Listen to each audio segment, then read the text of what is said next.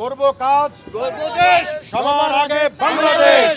12 তারিখ সারা দিন ধানের শীষে ভোট দিন, তারেক ভাইয়ের সালাম নিন। ধানের শীষে ভোট দিন, ভোট দিন, ভোট দিন, ধানের শীষে ভোট দিন, তারেক ভাইয়ের সালাম নিন। ধানের শীষে ভোট দিন।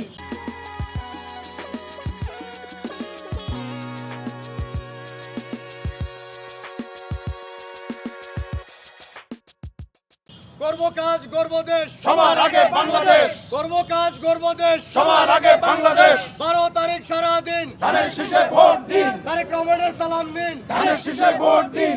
মনির ভাই রবি ভাইয়ের পরপরই আমি মনে হয় যে ছোট মানুষ হিসাবে 17 আসনের হয়ে নেমেছি। মেবি এটা 16-17 তারিখ থেকে, হ্যাঁ। তো কাজ করছি প্রথম থেকে। আমার মনে হয়েছে যে আমাদের থেকে উৎসাহী বেশি জনগণ, পাবলিক।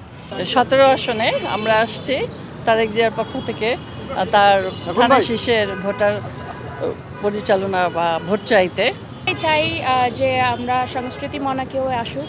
সো 17 আসনে আমাদের জনাব তারেক রহমান স্যার, আমরা সবাই চাই উনি আসুক এবং আমরা সবাই মিলে ধানের শীষে ভোট দেব ইনশাল্লাহ, এবং 12 তারিখের পরে ধানের শীষে জয়ী হবে।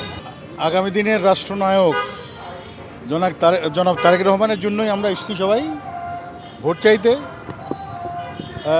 আশা করি আমরা বিপুল ভোটে জয়ী হব। তারেক রহমান আগামীতে দেশ পরিচালনা করবেন।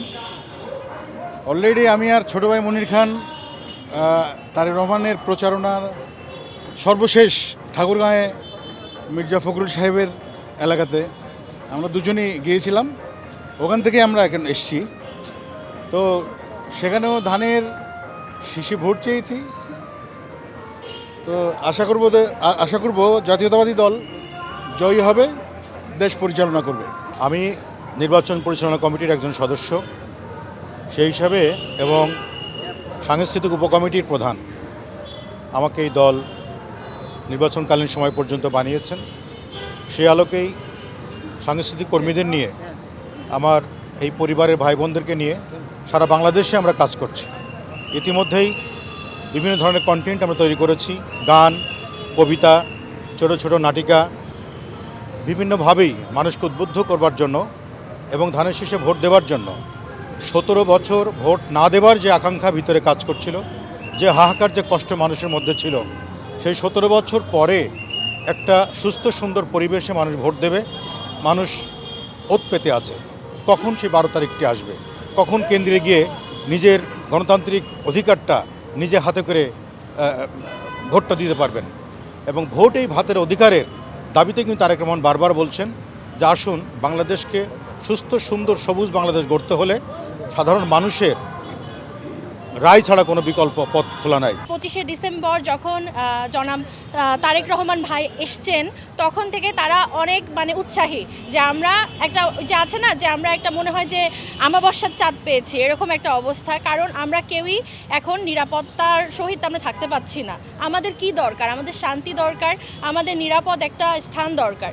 আমরা যেমন যারা মেয়ে আছি, আমরা বাইরে কাজ করি, কর্মজীবী যারা আছি, আমাদের বাইরে বের হতেই এখন আজকাল আমাদের ভয় লাগে যে কখন কি হয়ে যাবে। আমরা নিরাপত্তাহীনতায় ভুগছি। গত সরকারে যারা ছিলেন দেখেছেন, কিছু শিল্পী সংসদ থেকে গান গেয়েছেন, সংসদকে বিতর্কিত করেছেন, সংসদকে অলঙ্কিত করেছেন। তারেক রহমান খুব বিচক্ষণ মানুষ, উনি সারা বিশ্বের সাথে তাল মিলিয়ে রাজনীতি করেন। শিল্পীদের ব্যাপারে উনি কথা বলেছেন। উনি বলেছেন যে বহু জায়গা আছে শিল্পীদেরকে প্রোভাইড করার জন্য। শিল্পীদেরকে নির্বাচন করে এমপি হইতে হবে, নট নেসেসারি। তারা তাদের কাজ করুক। এই এত বড় রাষ্ট্রকে সংস্কৃতিভাবে সমৃদ্ধ করতে গেলে অনেক কাজ, সেখানে শিল্পীদের অনেক কাজ রয়ে গেছে, সেগুলো তারা করবে। এবং সে যথেষ্ট পরিমাণের সহনশীল এবং যথেষ্টভাবে তার সুস্থ মানসিকতা আছে যে বাংলাদেশকে সুস্থ রাখার জন্য সবার ঐক্যবদ্ধভাবে কাজ করতে হবে। সেক্ষেত্রে আমাদেরও সেই নির্দেশনা দিয়েছে। তারকা শিল্পী আছেন, তারা সবাই চলে আসছেন। আমরা গান লিখছি, আমরা কবিতা আবৃত্তি করছি, আমরা নাটক বানাচ্ছি, আমরা মানুষের দরজায় দরজায় যাচ্ছি, ডোরে ডোরে যাচ্ছি, যে বলছি যে তারেক রহমানের ভিশন হচ্ছে সুন্দর একটি বাংলাদেশ বিনির্মাণের ভিশন, যেখানে আমাদের মহিলারা পাবে ফ্যামিলি কার্ড, আমাদের শিল্পীদের জন্য ভাতা থাকবে, আমাদের কৃষকদের জন্য থাকবে কৃষি কার্ড, আমাদের হেলথ কার্ড থাকবে। এরকম নানা রকম সুযোগ সুবিধা আমরা নিয়ে আসছি। এবং আমরা যারা আসছি, আমরা ওইখানে তথ্য প্রযুক্তি নিয়ে কাজ করি। আমরা প্রযুক্তি দিয়ে বাংলাদেশকে আরও কী সুন্দরভাবে করা যায় সেটা ভাইয়ার সাথে একসাথে করে আমরা কাজ করব।